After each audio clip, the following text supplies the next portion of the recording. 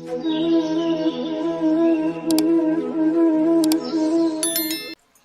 अपने अल्प ज्ञान अल्प बुद्धि से कई बार महाराज परमात्मा को ही चतुराई दिखाने लगते हैं और हम ये भूल जाते हैं कि महाराज अपने किसी कार्य सिद्धि के लिए कई बार हम स्वयं का निर्णय कर लेने के लिए ये सोचने लगते हैं कि हम जो कुछ कर रहे हैं उसे कोई देख नहीं रहा है, वो ईश्वर उसे देख नहीं रहा है। महाराज कई भाव इस तरीके के मन में आ जाते हैं।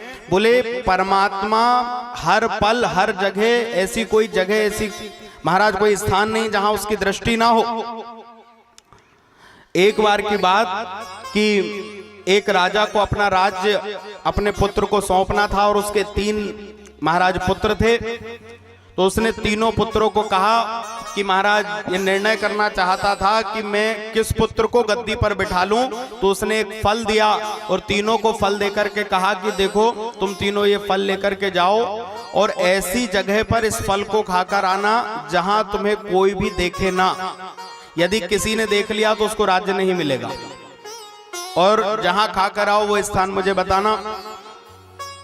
जिसे कोई ना देखे, जो ऐसे स्थान पे खा के आ जाएगा मैं उसको राज्य दे दूंगा। तो एक बेटा था, वो गया और जाकर महाराज उसने बिल्कुल बहुत दूर सुदूर जाकर के और एक एकांत में एक कक्ष था, वहां पर चारों तरफ से पूरा घनघोर अंधेरा कर लिया और उस कक्ष के अंदर कोई नहीं है उसने ये जानकर, और वहां पर फल खा लिया और वो वहां से लौट करके आ गया। दूसरा वन में निकल गया और सुदूर वन में जाकर जब उसे लगा कि अब यहाँ पे कोई नहीं है तो एक गुफा के अंदर छिप करके बैठा और वहां फल खा लिया। और तीसरा जो था वो महाराज फल लेकर के वापस आ गया।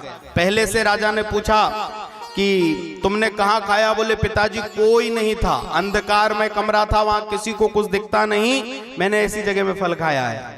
दूसरा बोलने लगा मैंने ऐसे घनघोर सुनसान जंगल में जाके फल खाया है जहां पे महाराज कोई पशु पक्षी भी नहीं थे, गुफा के अंदर बैठ करके मैंने फल खाया है। तीसरे से पूछा तुमने फल क्यों नहीं खाया?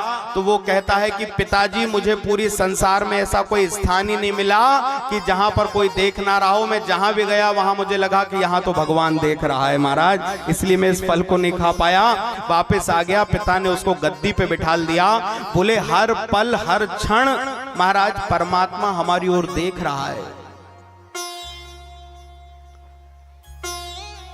यदि हम किसी तरीके की चतुराई भगवान के लिए करते हैं तो आप ये ध्यान रखें कि महाराज भगवान उस चतुराई को देखकर हंसते हैं और मन में शायद उनके भी यही आता होगा कि महाराज ये मेरा जाया हुआ पुत्र, मेरी जाई हुई संतान और मुझे ही चलाने की कोशिश कर रही है। गोस्वामी जी महाराज कहते हैं कि परमात्मा के सामने चतुराई मत दिखाओ महाराज।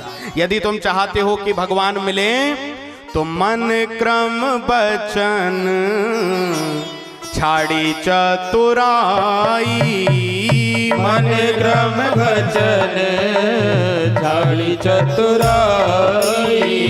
भजत कृपा करी हहीं रघुराई, भजत कृपा करी रघुराई।